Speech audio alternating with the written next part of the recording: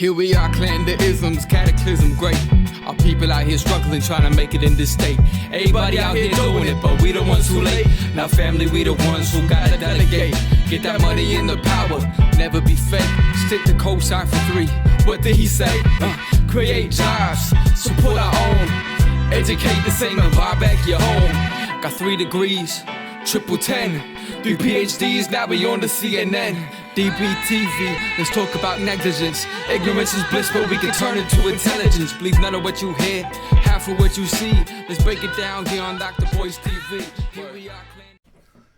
Hey, what's up, guys? My name is Dr. Boyce Watkins from Your Black World and the Black Business School. I want to say hello and welcome to the Black Financial Channel. That's theblackfinancialchannel.com. So if you are black and want to understand the fundamentals of wealth, then the Black Financial Channel is the place to be. You can also follow the Black Financial Channel on Instagram. And even if you're not black, you're still welcome to come in, but you have to just understand that we are B1 up in this place. B1, hashtag B1, type it in the chat if you agree. Hashtag B1 means that we are black first.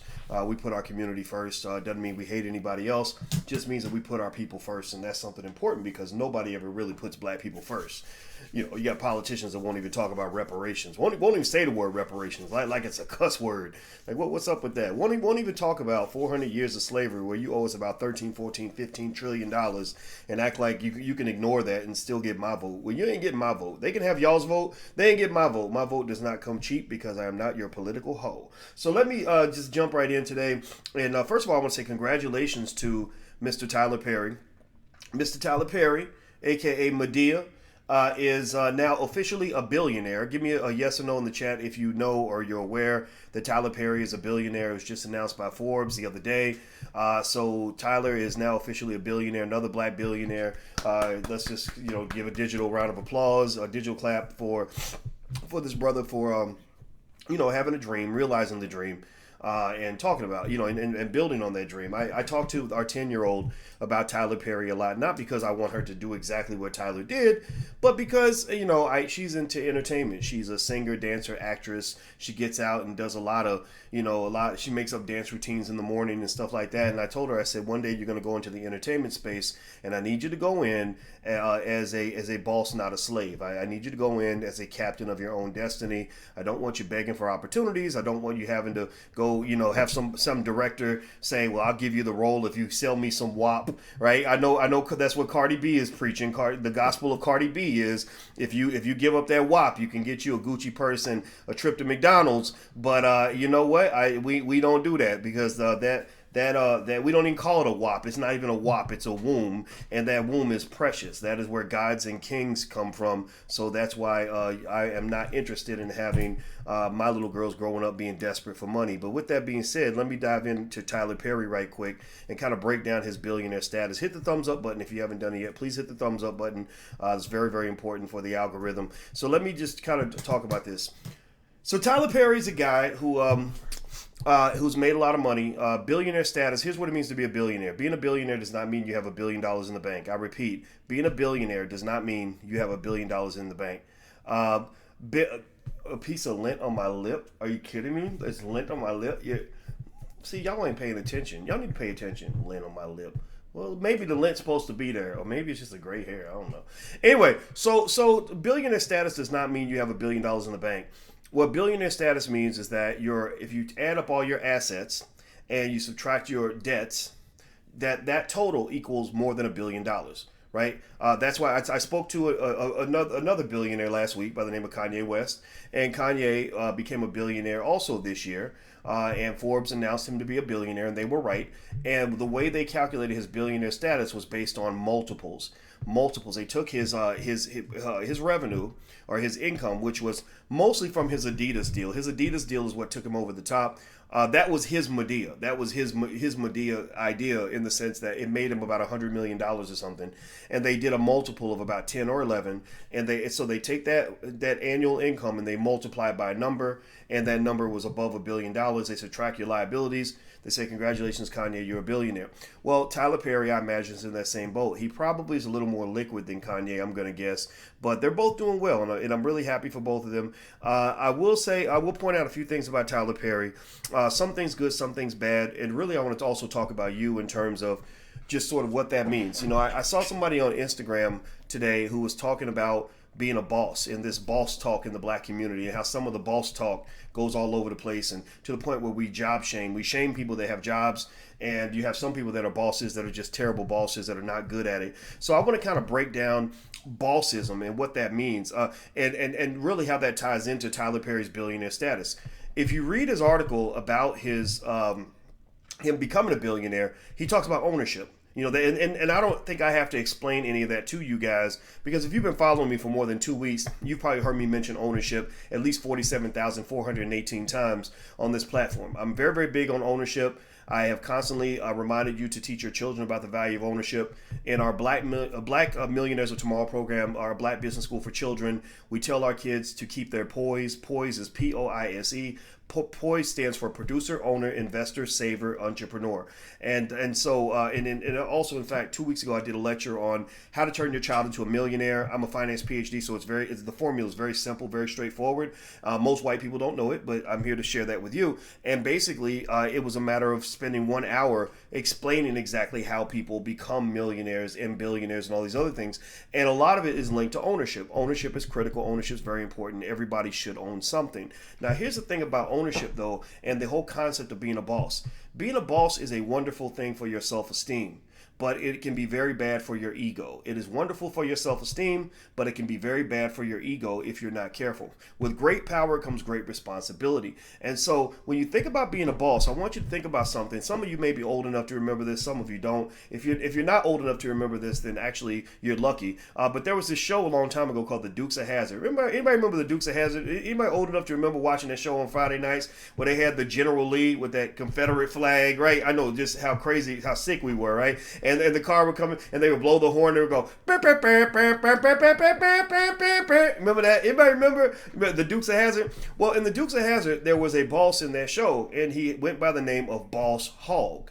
Boss Hogg was a boss. He was the boss of the whole county. He ran a big business. He was a multimillionaire, and he had plenty of money. And he had this little slave, this little basically a white version of an Uncle Tom by the name of Roscoe P. Coltrane. Roscoe P. Coltrane, right? And I don't know why we thought this show was funny as kids, but we watched it every Friday. A lot of us did.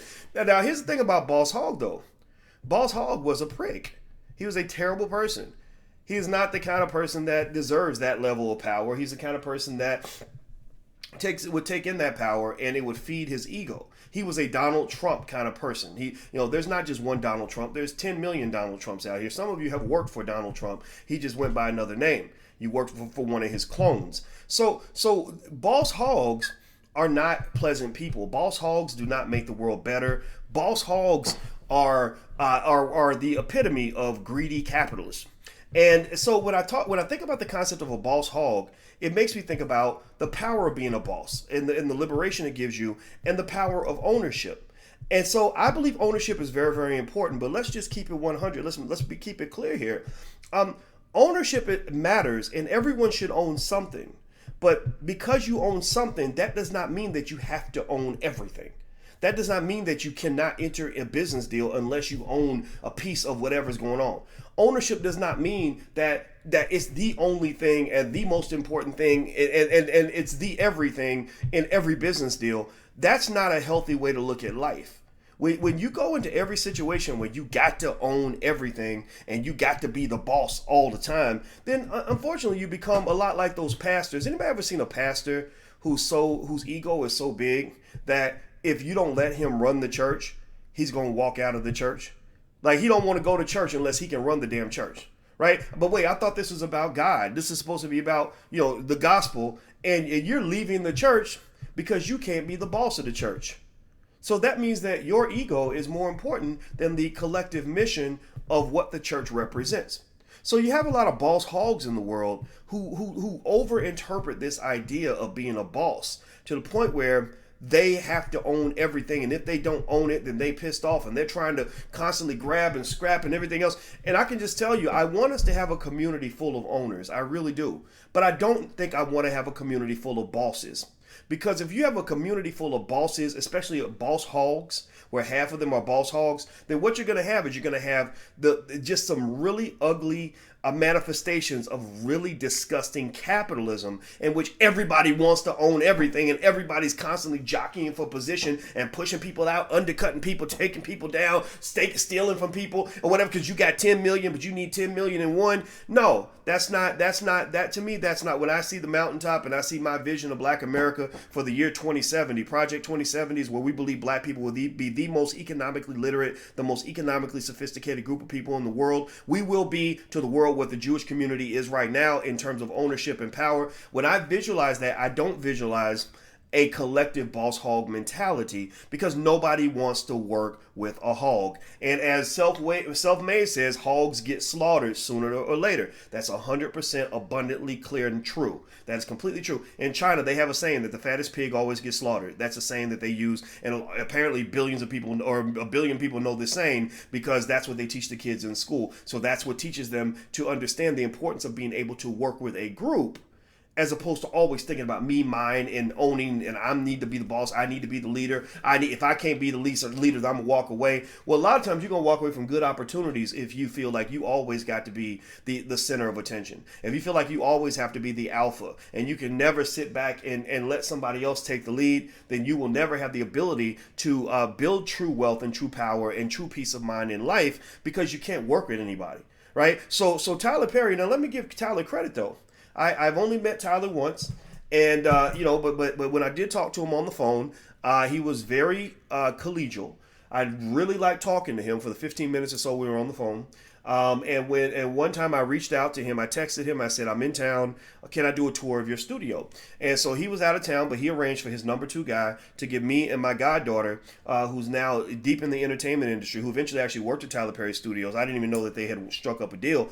And he showed us around the whole studio for 2 hours. And this was the old studio. And I was super impressed, super inspired. I got a real sense that he has a tremendous respect for Black Hollywood history and what that represents. I love the fact that he resurrected a lot of the Black actors and actresses who have been forgotten by society, who weren't getting roles in Hollywood anymore. I think that's wonderful. You know, I mean, Cicely Tyson alone, that what he did with Cicely Tyson alone was absolutely magical. And I think he deserves credit for that. Now, you know me, though. I got to give constructive critique here. And so one of the things I will say, though, is that there is a little bit of a critique you can throw in there on a couple of levels. One is the elephant in the room, or the hog in the room, or whatever, and that's Madea. That's the fact that I don't think it would be unreasonable to say that the vast majority of that billion in wealth was built from Tyler Perry putting on that dress and doing the Madea role. And I will say this, when I did talk to Tyler, I remember he said that he didn't like playing the Madea character. He said he was going to eventually end it.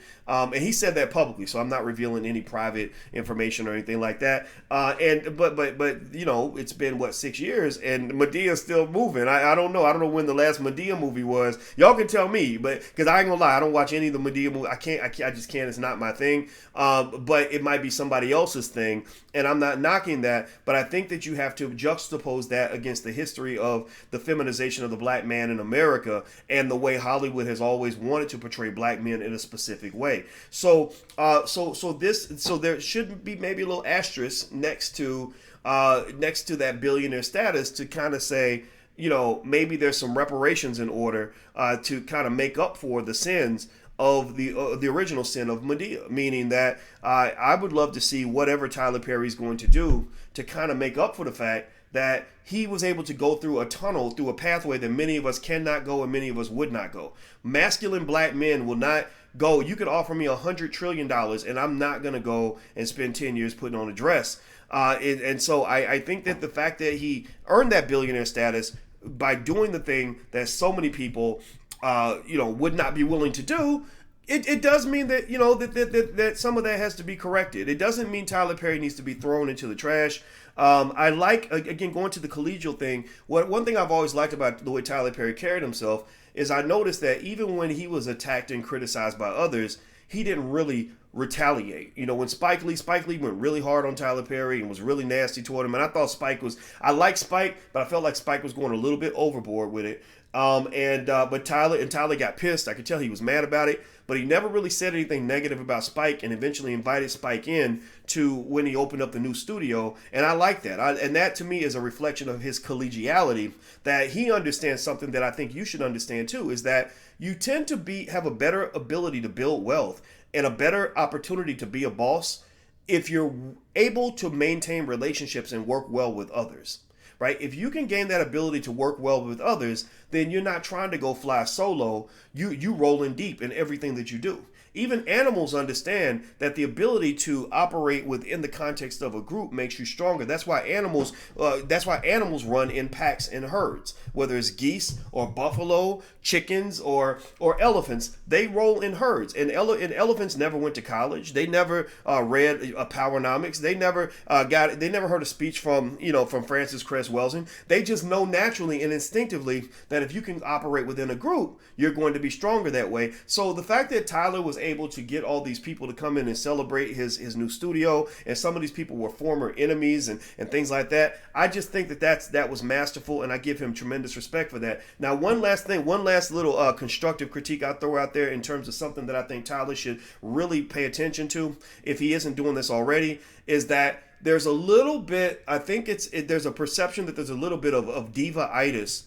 in terms of how Tyler kind of does things. Like every now and then I'll see Tyler do some charity where he'll go, a lady's house will get burned down and he'll pay for the lady to get a new roof or a new house. And then it'll go out there into the public. Like it'll be all over the news, like in every media outlet, right? And you should just know, like, that doesn't happen by accident. It's not like the reporter snuck and broke into the files to find out that you bought that lady's house. No, there's a publicist. There's a publicist making 1,000 phone calls saying, well, Tyler Perry bought a house. Tyler Perry gave her $10,000. Tyler Perry paid for the little boy to get home, right? And so what they do is then, it does become a thing. Like it's nice and it's charitable and all that. But the darker side of that is it does kind of feed into some sort of idea, or it makes you wonder. If you're a thinker, I'm a thinker, I process things, so it makes me wonder, like, why are we telling the whole world what we did, right? We did the charity, that's a good thing, but why must the whole world know? Okay, on one hand, it makes sense in the sense that when you become wealthy, people naturally hate you. Like, if you ever want to get a big pile of haters, just go get rich and become successful. People will just hate you because you're not broke. They will hate you because you're not struggling like them. They will hate you because you woke up with a smile on your face. That's the world we live in. So maybe doing things for the world helps alleviate some of that, which is a good business strategy. But then there's the other side to say, are we hunting for attention? Like, is there something diva-ish there that's saying I need to be the center of everything, which is a very dangerous strategy because it's easy to take down one man. It's easy to take down one man, right? It's hard to take down an idea, but it's easy to take down one man. So and then when you look at the films, I remember when Tyler Perry did that post on Facebook or Instagram where he was showing everybody how much work ethic he had, and one of the things that he said that was really interesting was basically he showed his writer's room. Anybody remember that? Tell me if you remember when Tyler Perry put the screenshot of his writer's room on Instagram, and he said these are all the people that are in my writer's room, and it was just him, right? And if you look at Tyler Perry's credits, you'll see, produced by Tyler Perry, written by Tyler Perry, executive produced by Tyler Perry, the black female #1, Tyler Perry, written by Tyler Perry, blah, blah, blah, Tyler Perry, Tyler Perry, Tyler Perry, Tyler Perry, Tyler Perry, Tyler Perry. Aren't we celebrating ourselves today? Right? I remember thinking, okay, is there any room for anybody else up there besides you? Or is that all we got? It does, and I think it's great in the sense that it shows a great work ethic. I understand it also because sometimes you just get tired of waiting on people and you just want to get it done yourself. But if you do a play or a film that has 4 black women in the film and you're writing the parts for every single black woman in the film, then that's not, if I'm a black woman, I'm going to be a little bit concerned about that. You can't be every woman and every man and Madea and the director, producer, owner, writer, and all that at the same time. That's a little bit of an issue. And it's also reflected in the fact that I don't really see a lot of other Tyler Perrys coming out of Tyler Perry Studios. I think most of us would have a hard time naming any well-known writer, director, or whatever right, or boss that has come out of Tyler Perry Studios that will say, I was mentored by Tyler. He brought me up through the chain of command. I waited my turn. Now I'm a boss over here because he made me a boss over there, right? We got 14, 20, 30 bosses in training, and all these bosses are being deployed so we can have a world full of black-owned businesses that are doing amazing things. I don't see that so much. I'm not saying it doesn't happen. I'm saying I don't see it. I have not really seen a lot of it. Ava DuVernay, I've seen it. I know people. I actually know people who've worked for Tyler. I've known who have also worked for Ava DuVernay, and they've pointed out a little bit of the contrast that Ava, tends to be. I don't agree with Ava on everything. I challenged Ava a little bit on the open letter she wrote about Biden and Kamala Harris, but Ava does have that reputation of really elevating other people, and I would just like to see more of that from Tyler Perry Studios. But beyond that, though, I mean, those are my only critiques. I think overall you can learn a lot from watching, how he moves, how he built his ownership, how he developed his empire. I think that would help a lot of us, especially those of us who are in the entertainment space, but even outside the entertainment space. There's just a lot there, but I would say also remember that ownership does not mean you have to own everything. There are projects I get involved with. I own things, right? Like owning something is important. Owning everything is impossible, nor is it healthy, right? You don't need to own everything, but I own something, right? It's kind of like dating a woman, right? You got some men that are looking for one good woman, and some guys may be looking for 2 or 3 good women, right? We know that that's out there, but then you got guys that need to have every woman. And having every woman is doesn't just mean you're a greedy person, but it also means that you're creating a lot of stress and headaches for yourself, and you're trying to do something that's kind of unreasonable. So be a boss, but don't be a boss hog. Like there are things that I own, and then there are projects I participate in where I don't need any ownership at all. I'll give you an example. I'm doing a podcast it took me years for anybody to actually convinced me to do a podcast for them because I didn't want to work for white people. And when you become a boss and you do it at an okay level, you are able to pay yourself at a level that nobody can really hire you anymore. Like people can't hire me. The universities could call me and offer me the best deal possible, and they couldn't even afford to get me on the phone for 20 minutes. Seriously. And so it's a gift and a curse. But the thing is, when I'm doing this podcast for Push Black, there wasn't a conversation where I said, okay, I need to own a piece of Push Black, or I need to own this and I need to own that. It was a partnership. It was sort of like, okay, you own what you own. I own what I own. As long as you don't mess with what I got, I won't mess with what you got. But we both got a little something, so let's come together and let's do something special, right? And let's do something that will allow us both to, go slaughter the cow, cut the cow in half. You take your piece of the cow, I'll take my piece of the cow, and then we both get to own our little space. So being a boss, just understand that's a nuanced conversation. It's not one that should be taken to extremes. Being a boss also takes a lot of responsibility. You have to think differently to be the boss. Also, the biggest thing about being a boss or a leader that's really important. Remember Beyonce was saying, I'm a boss, I'm a leader, I pull up in my 2-seater, right? So if you want to be a boss and a leader and pull up in your 2-seater, the biggest thing about being a boss and a leader, in my opinion, is that I think that you have to understand that leadership really is service.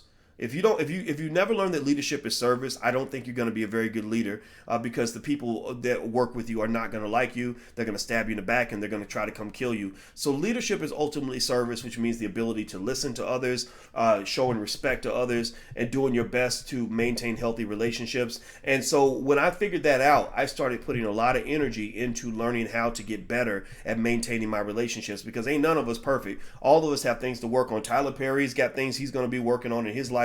I got things I got to work on, and I'm sure you got things to work on, but keep working to make yourself into a better person. And then also remember, when it comes to leadership or being a boss or being an owner, there are books out there you can read. There are templates you can follow. There are instructions you can create for yourself, but you have to get out of everything you've been taught up until this point because there's nothing about that educational system that's going to train you to be a boss or a leader. That's just not in their interest. Okay, guys? So I'm going to go. I hope this conversation helped you. Congratulations to my man, Tyler Perry. Maybe one one day we'll talk again. Maybe not. It's totally fine either way. I ain't watching no Madea movies, but I wish you the very best, and I hope that this was all taken with the spirit with which it was intended. It was not intended as an attack or a diss. It was intended to celebrate his success without at the same time acting like anybody's perfect, because ain't none of us perfect out here. So hit the thumbs up button, hit the share button, hit the subscribe button. Also, if you haven't come over to the Black Business School and learn some of the things that we have in place to show you sort of the mechanisms of ownership and investing and everything else,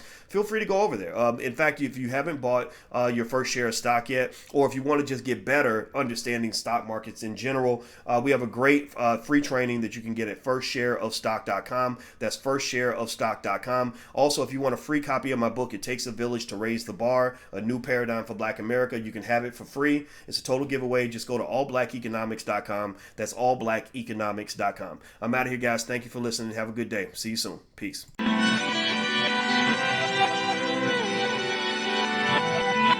Here we are, clan the isms, cataclysm great. Our people out here struggling, trying to make it in this state. Everybody out here doing it, but we the ones who late. Now family, we the ones who gotta delegate. Get that money in the power, never be fake. Stick to cosign for 3. What did he say? Create jobs, support our own. Educate the same and buy back your home. Got 3 degrees, triple 10. 3 PhDs, now we on the CNN. DBTV, let's talk about negligence. Ignorance is bliss, but we can turn it to intelligence. Believe none of what you hear, half of what you see. Let's break it down here on Dr. Boyce TV. Here we are.